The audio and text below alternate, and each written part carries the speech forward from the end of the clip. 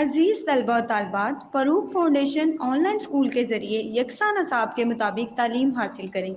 अगर हमारी वीडियोस पसंद आएँ तो चैनल को सब्सक्राइब करें और दोस्तों के साथ शेयर करें और बेल आइकन को लाजमी दबाएं ताकि आइंदा आने वाली तालीमी वीडियोस आप हासिल कर सकें। Assalamu alaikum. In the name of Allah, who is most merciful and magnificent, I am Priya Iqbal, being mentor of class 8. How are you, everyone? I hope so. You all are doing good. In our today lecture, we will discuss about the second chapter of class 8, dialogue. Okay. First of all, you should have knowledge, proper knowledge about what is the meaning of the dialogue. It is necessary. You must have knowledge. Is it necessary? Sorry, is it necessary dialogue must have between two people? Yes or no? Okay, is it? Before starting the lecture, I will give you a brief introduction about the dialogue and about the questions which are mentioned on the front page of the chapter.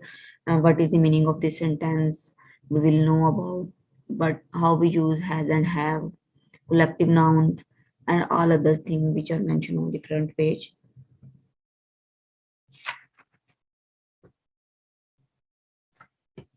Okay, dialogue is a conversation between two or more people. You must use simple and compact language during a dialogue. Okay, don't use complex idioms and phrase type of things during a dialogue. Because your language, your style, your speaking style, what kind of words you are using in your communication when you are talking to other people shows your personality. Your language has a lot of impact on your personality. Okay. There are few questions which are mentioned on the front page. Let's discuss them before starting the chapter, before starting the reading of the chapter. Okay. Here is this question. After completing this lesson, the student will be able to use and understand present perfect tense, use of has and have, write a note of thanks, make a sentences, use adverbs, and the use of collective noun. Okay.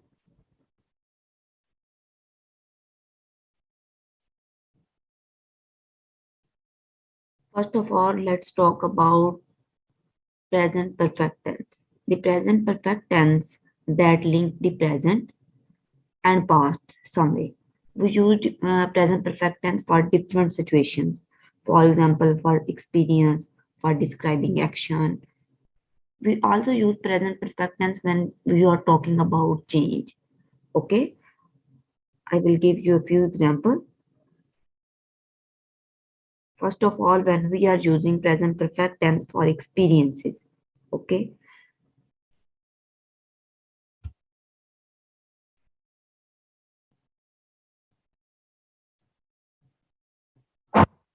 I have seen an alien. This is an example of experience. कि उसने कुछ देखा है, that's why he is talking about something that he have seen. Okay, when we are talking about change, then we will also use present perfect tense. For example, I have bought a car. मैंने car खरीदी है, ये भी एक change है. पहले इसके पास नहीं थी, अब उसने खरीदी है, तो ये एक चेंज है. तो इसमें भी हम प्रेजेंट परफेक्ट टेंस यूज कर रहे हैं. Okay. John has broken his leg. John की टांगे टूट गई हैं. John has broken his leg. ये भी हम लोग चेंज की बात कर रहे हैं. देन भी हम लोग प्रेजेंट परफेक्ट टेंस यूज करेंगे. Has the price gone up. क्या जो कीमतें हैं वो दिन ब दिन बढ़ रही हैं. ओके. ये भी हम लोग चेंज की बात कर रहे हैं. हम लोग प्रेजेंट परफेक्ट टेंस को कॉन्टिन्यूस सिचुएशन के लिए भी यूज करते हैं. फॉर एग्जांपल, कोई एक्शन है, वो पास्ट में स्टार्ट हुआ था बट स्टिल उसके ऊपर वर्किंग हो रही है, तो हम लोग तब भी उसके लिए प्रेजेंट परफेक्ट टेंस प्रेजेंट वो सॉरी यूज करते हैं. For example, I have worked here since June. Okay. He has been ill for 2 days. तो इन सिचुएशन के लिए भी हम लोग प्रेजेंट परफेक्ट टेंस यूज करते हैं.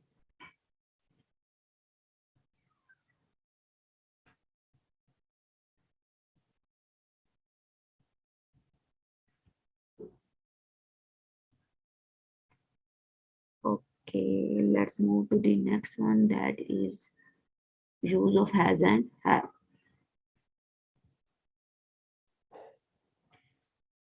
We use has and have for possession. For example, when we have something, then we will use the helping verb has and have. Okay, we use have with the pronoun I, you, we, for example, plural verbs, and we will use has with singular, but he, she, it. I will give you a few examples where we use has and where we use have. Have. I have a great English teacher. मेरे पास बहुत अच्छे English teachers हैं. We have a meeting at 12 o'clock. We have a meeting. Mean we word use हुआ है, then जो helping verb है वो possession के लिए वो क्या यूज किया उसने, have यूज किया. अगर यहाँ पे I यूज होता, I have a meeting, तो वहां पे have नहीं आना था, सॉरी have ही आना था. I have a meeting के जो हम लोग I है इसमें जो हम लोग वो यूज करते हैं, हेल्पिंग वर्ब यूज करते हैं और प्लूरल वाला यूज करते हैं. Okay, the next one is has. He has a new haircut. उसने एक न्यू हेयर कट लिया. Okay, it has a hole near the door. Okay, the washing machine has a leak in it.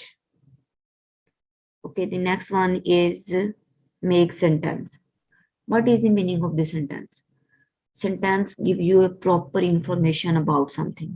In sentence, sentence must contain subject, verb, and object.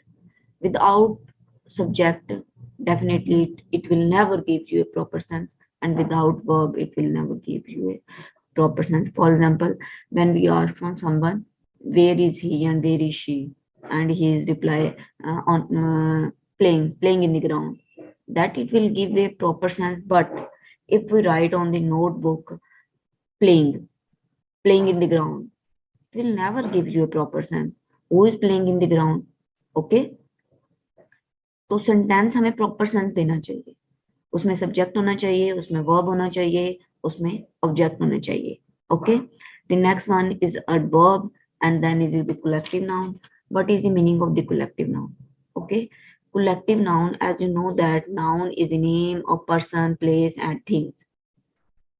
What is the meaning of the collective noun? When we talk about a group as a whole, okay, when we talk about crowd, when we talk about family, we use that. These all the example are fall under the category of collective noun.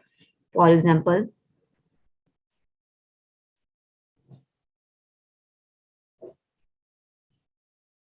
example, he come from a huge family. Okay, अब जो family है यहाँ पे collective noun को represent करती है. Family में एक पर्सन नहीं है, फैमिली में बहुत सारे पर्सन है. आपके कंबाइंड फैमिली सिस्टम हो सकता है. अगर कंबाइंड फैमिली सिस्टम नहीं भी है तो फिर भी आपकी फैमिली में आपके पेरेंट्स हैं, मदर है, फादर है, आपके ब्रदर है, आपकी सिस्टर है, देन आप खुद हो, तो आपका ग्रैंडफादर है, ग्रैंड मदर है. तो ये सब मिलके आपकी एक फैमिली बनते हैं. लेकिन हम यहाँ पे फैमिली हम लोग यूज कर रहे हैं तो इसके लिए एक कलेक्टिव नाउन आएगा, एक वर्ड यूज करने हैं, तो फैमिली में बहुत सारे आगे लोग आ जाते हैं. When we are talking about class, okay, then is also called collective noun. Okay, now let's move to the paragraph. Let's move to the chapter. I will give you.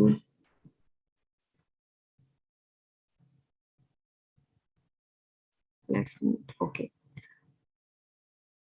let's start the translation of the chapter number 2 dialogue. Okay, Qasim, अस्सलाम वालेकुम. अस्सलाम वालेकुम uncle. Qasim जो है वो सबसे पहले क्या कर रहा है, उसने स्टार्ट की कन्वर्सेशन स्टार्ट कासिम ने की है. वो सबसे पहले कह रहा है अस्सलाम वालेकुम अंकल. कासिम बोल रहा है अस्सलाम वालेकुम चचा जान. आगे चचा रिप्लाई कर रहा है अंकल वालेकुम अस्सलाम. वालेकुम अस्सलाम. आगे अंकल रिप्लाई करने के साथ ही क्वेश्चन स्टार्ट कर देता है, मतलब उससे क्वेश्चन पूछ लेता है. सबसे जो अच्छी कन्वर्सेशन होती है जब हम किसी स्ट्रेंजर से मिलते हैं या अपने किसी दोस्त से मिलते हैं, तो सबसे क्या चीज होती है, इंपॉर्टेंट क्या चीज होती है. फॉर एग्जाम्पल, हमने उसे इस्लाम दिया है अस्सलाम वालेकुम, उसने हमें जवाब दे दिया वालेकुम अस्सलाम, देन वो चुप हो गया. तो कन्वर्सेशन मतलब वो स्टॉप हो जाती है। सबसे अच्छी कन्वर्सेशन है कि एक अगर सवाल कर रहा है तो आप उसका जवाब दें, उसके बदले में आप उससे सवाल करें, तो देन आपकी कन्वर्सेशन, आपका डायलॉग, आपकी कम्युनिकेशन कंटिन्यू रहती है। अगर एक इंसान सवाल पूछे जा रहा है, दूसरा सिर्फ रिप्लाई कर रहा है, तो वो कन्वर्सेशन थोड़ी देर बाद बंद हो जाती है। मतलब वो इतनी गुड कम्युनिकेशन या अच्छी वाली कन्वर्सेशन नहीं होती। ओके, तो एक कन्वर्सेशन के रूल होते हैं जब आप किसी से बात कर रहे होते हैं।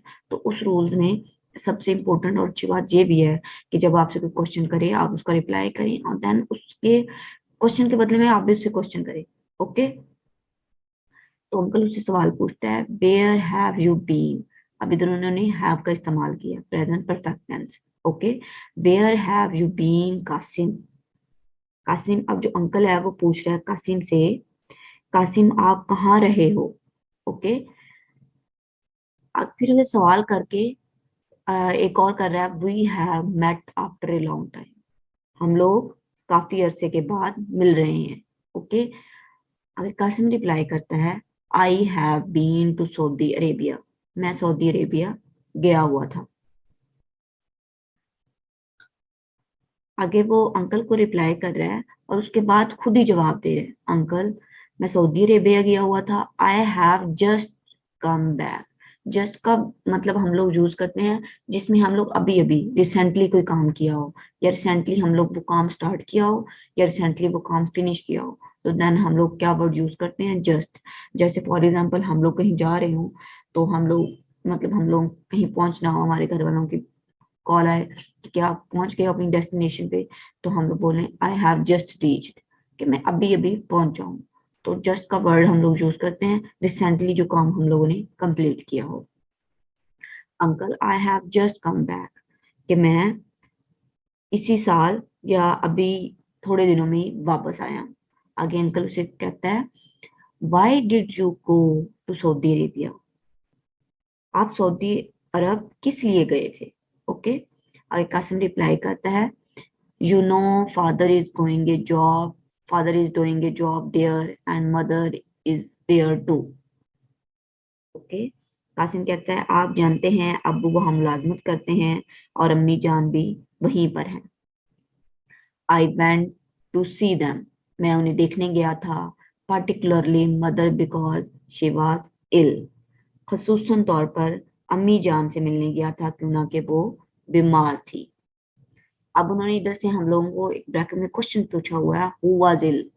ओके, कौन बीमार था, मदर वाज इल। किसकी मदर, कासिम की मदर। वो कौन बीमार थी, वो किधर थी, वो सऊदी अरब में थी। ओके, दी अब जो नेक्स्ट अंकल पूछ रहा है, I am sorry to hear that, मुझे ये सुन के अफसोस हुआ। हाउ इज शी नाउ, अब वो कैसी हैं। कासिम रिप्लाई कर रहा है, शी इज फाइन, अब वो ठीक है अंकल चचा, थैंक यू, शुक्रिया। She was now fully recovered, अब वो मतलब मुकम्मल तौर पर सेहतयाब हो गई हैं।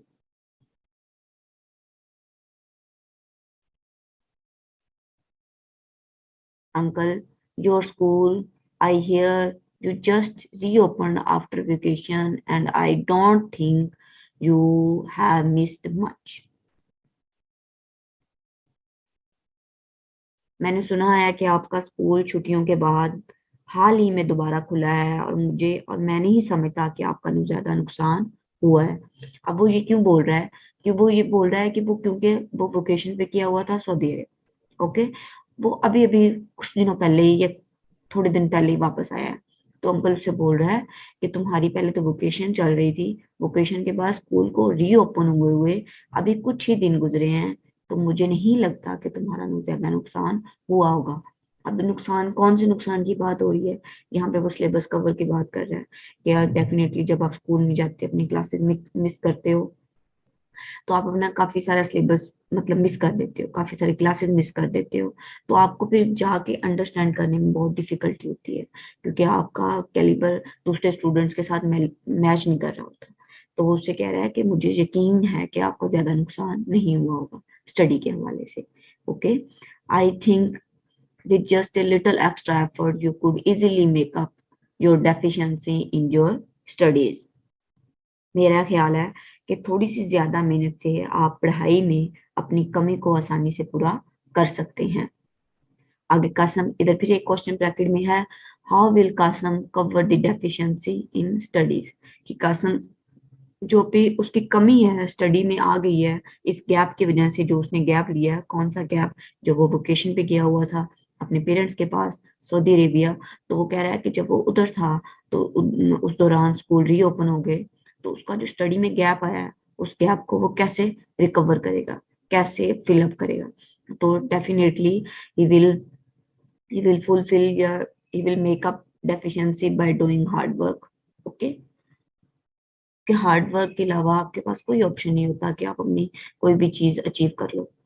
The next one is, Qasim reply करता है, no uncle, I have certainly missed my important lesson and I know I will have to work pretty hard. Qasim,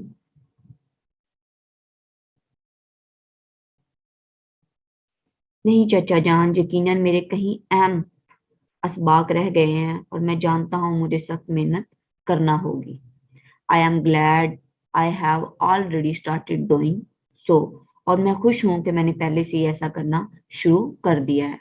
already मतलब उसने, अंकल उसे अब एडवाइस कर रहा है कि तुम्हें थोड़ी सी वर्क हार्ड करना चाहिए, तुम्हारी क्लासेस मिस हो गई हैं, ताकि तुम कवर अप कर सको, बाकी स्टूडेंट के साथ मैच अप कर सको।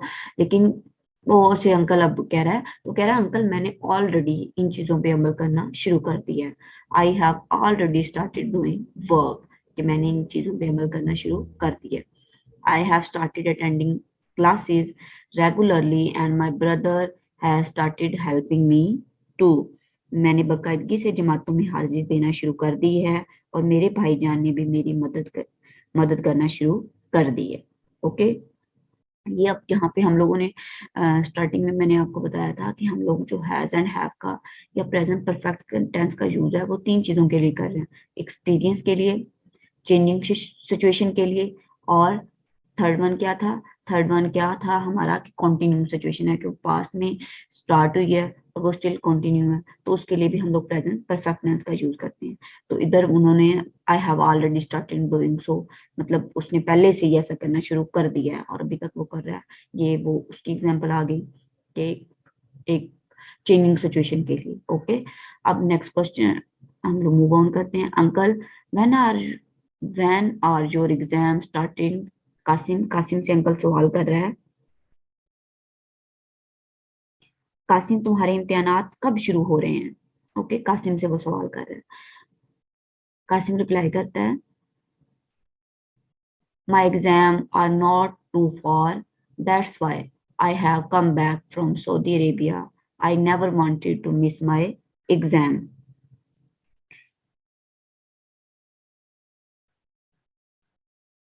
मेरे इम्तिहान, अब कासिम रिप्लाई करता है, मेरे इम्तिहानात दूर नहीं हैं, यही वजह है कि मैं सऊदी अरेबिया से वापस आ गया हूँ, क्योंकि मैं अपने इम्तिहानात नहीं छोड़ना चाहता किसी भी हालत में।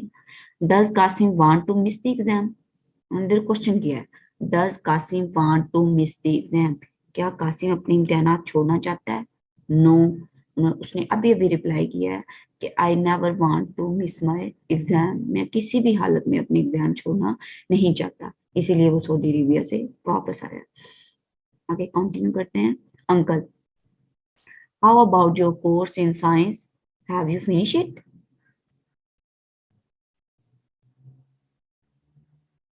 आपके साइंस के निसाब का क्या हाल है, क्या आपने उसे खत्म कर लिया है। कासिम रिप्लाई करता है, we have nearly finished our science course, only a few chapters are left, I am worried so much about science, my real worry is that I have missed a number of lessons in English and math।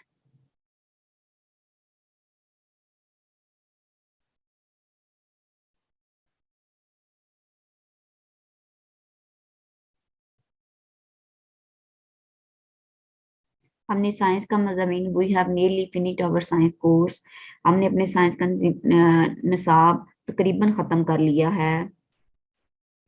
Only few chapter are left, बहुत थोड़े chapter असबाक रह गए हैं। I am not worried so much about science, मुझे science के बारे में इतनी फिक्र नहीं है। My real worried is that I have missed a number of lesson in English and math, मेरी असल परेशानी ये है कि मेरी अंग्रेजी और रियाजी के बहुत से असबाक छूट गए हैं। I find these two subject rather tough and they are important too. मैं इन दोनों मजामीन को खासा मुश्किल समझता हूँ और ये दोनों अहम भी हैं। बट आई एम ग्लैड, मुझे खुशी है, that my brother has started helping me out in this subject. लेकिन मैं खुश हूँ कि मेरे भाई ने इन मजामीन में मेरी मदद करना शुरू कर दी है। My brother is a teacher, मेरे भाई टीचर हैं। अब वो प्रोफेशन की बात कर रहा है, अपने भाई के प्रोफेशन के बारे में बता रहा है कि मेरे भाई का प्रोफेशन क्या है। I am glad that my brother has started helping me out in this subject. मैं खुश हूँ कि मेरे भाई ने मेरी मदद करना शुरू कर दी है। My brother is a teacher, मेरे भाई उस्ताद हैं, जैसा कि आप जानते हैं। And he has tough and he has taught this subject for a number of years। आप जानते हैं कि मेरे भाई जान एक उस्ताद हैं और उन्होंने कई साल से ये मज़ामीन पढ़ा रहे हैं। अब उन्होंने फिर ब्रैकेट में क्वेश्चन किया, who was helping Qasim in his subject. Okay, हम लोग जो डायलॉग पढ़ रहे हैं उसमें हम लोग प्रेजेंट परफेक्ट टेंस का यूज कर रहे हैं। जिधर भी हम लोगों ने यूज किया, मोस्टली हम लोगों ने जो हेल्पिंग वर्ब यूज किया वो हैव का यूज आ रहा है, ये हैज का यूज आ रहा है।